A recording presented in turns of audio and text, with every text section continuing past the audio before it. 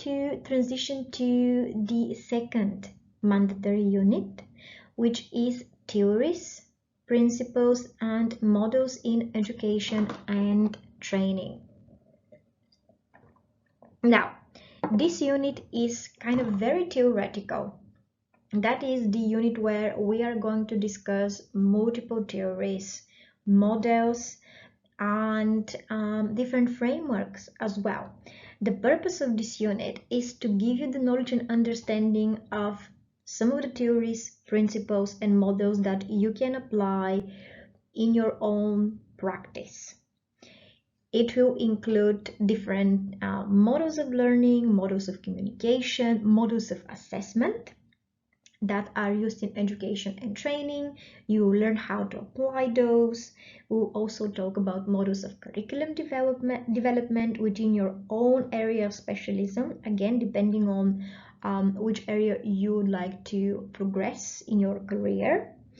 And we are also going to focus on how we can continue evaluating your own practice. So most of the units, they kind of bring you back to thinking about how you could improve as a practitioner.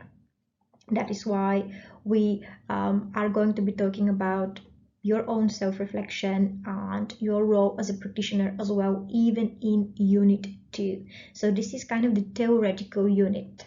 Okay, so during this overview session, I'm going to show you a snippet of some of the models and frameworks we're going to be covering, but in the actual sessions that are part of this unit, we're going to go into much more detail, more depth, and there will be more tools, more theories, and models for you to choose from.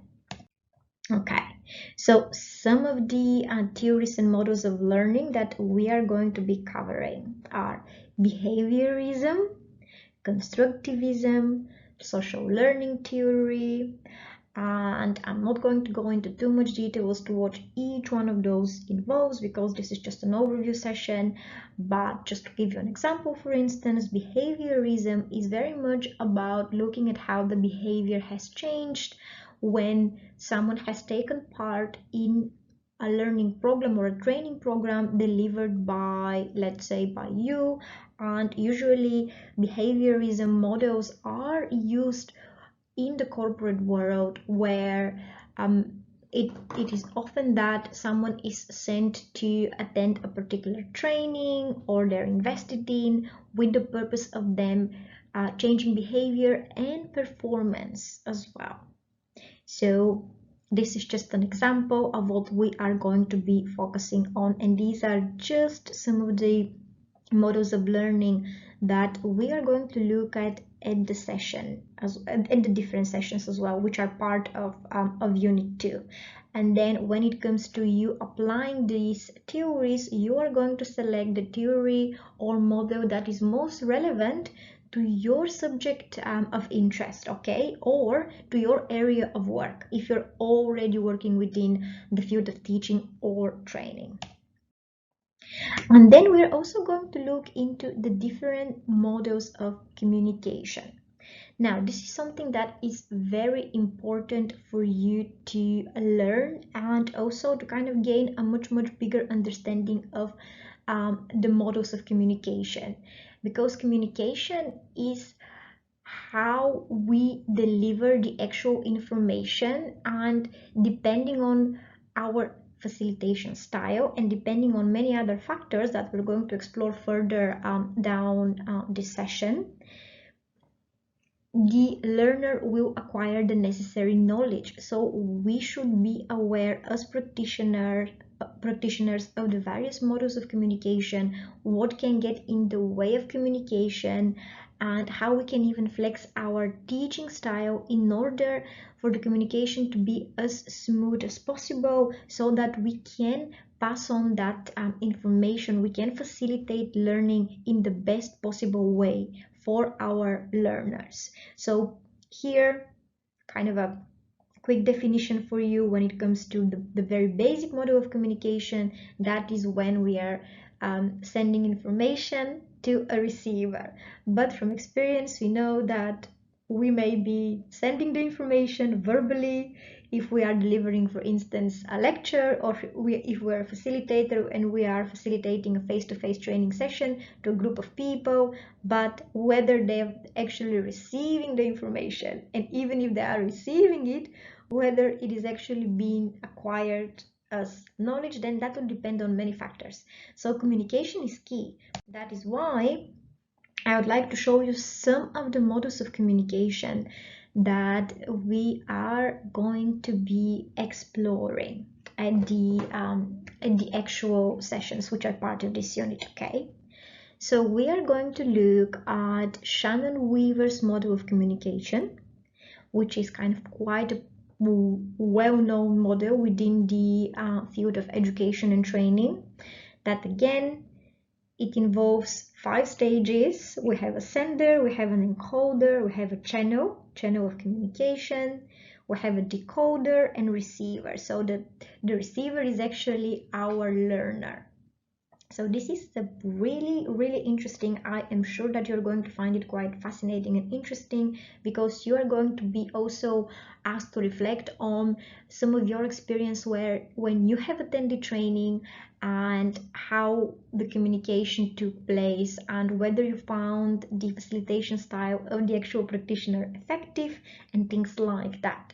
So we will not only be thinking of the models of communication and the knowledge of which we can apply in our own practice, but we're also going to be thinking and reflecting of some of our experiences as well, in order to understand these models of communication better, so that we can apply them in our day-to-day work.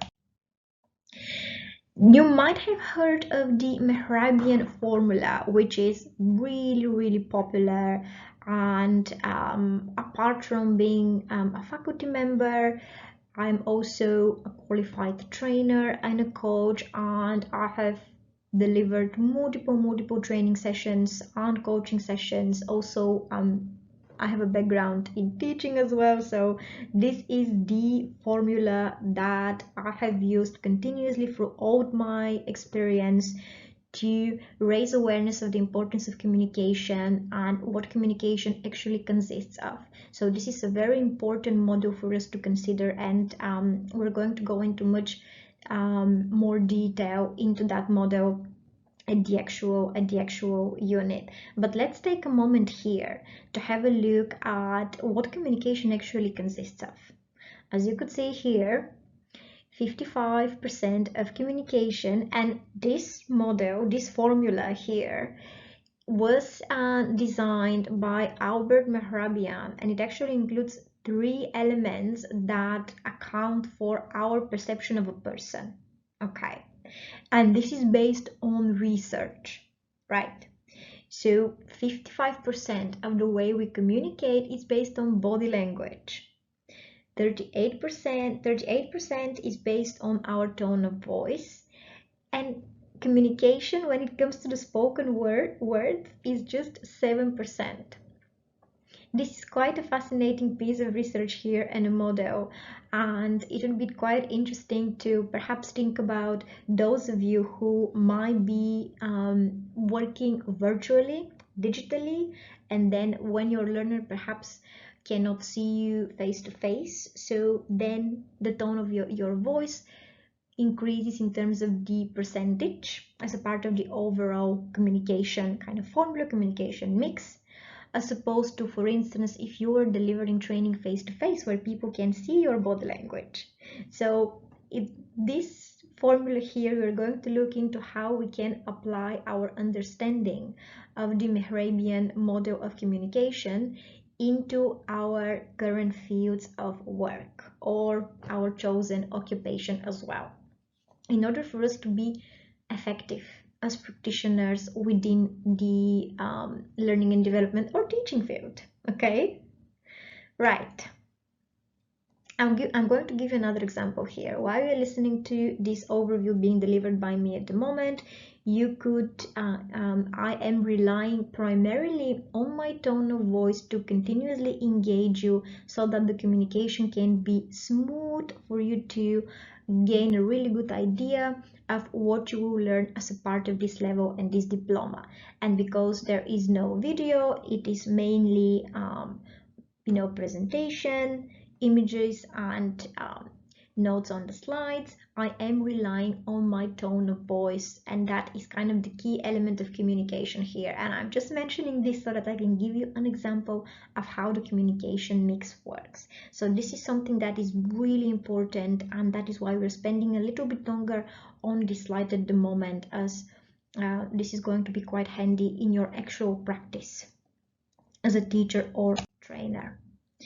We are also going to look at models of curriculum development. One of the models we're going to look at is Tyler's curriculum development model, which involves 4 steps when it comes to developing curriculum, right? The very first step is stating the objectives. So what is the objective of the curriculum development? And the actual, for instance, learning intervention, learning practice. The second step is selecting the learning experiences. The third step is organizing them. By learning experiences, I would like you to think of learning experiences are actually the actual activities, the actual content, the actual, even the facilitation as well. So when we think about curriculum development, we have to kind of think of the bigger picture and all those activities that are necessary for the learning experience to result in our attendees or students acquiring the knowledge, acquiring the even the skills, if we're delivering more practical training, in order for us to be successful. And when we're evaluating the training intervention, which is step 4, to know that the objectives have been met. So Tyler's curriculum development model is just one of the models we are going to focus on as a part of this unit as well.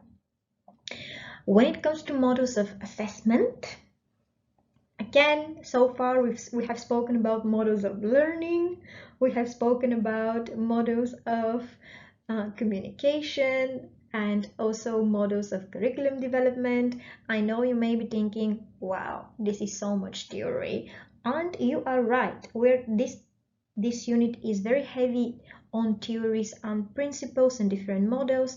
But as I said, you have the opportunity to look at some real life scenarios as to how these models are applied. Think about your own roles. So although we're covering a lot of theory, you will understand how this theory applies in real life as well, which makes this module very interesting. So when it comes to models of assessment, we are going to look at the observation model, the survey model, and the performance task model.